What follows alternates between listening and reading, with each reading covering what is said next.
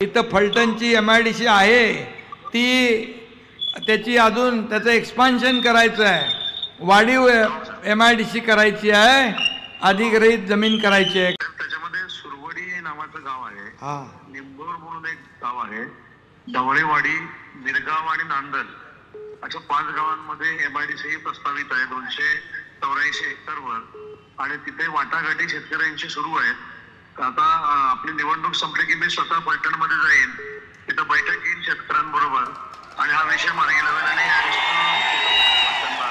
औद्योगिक क्षेत्र ते करा। आणि यांचं म्हणणं आहे फलटण शहराच्या चारी बाजूला अशा प्रवेशद्वार भव्य दिव्य उभारली पाहिजे, आपण जसं जुन्नरला करतोय तसं इथं पाहिजे। ते होऊ शकेल? ते करा। शब्द द्या। हा, हो साहेब, शब्द देऊ ना एवढ्या लोकांच्या समोर। हो शब्द द्या साहेब। बरं, ओके, ठीक आहे,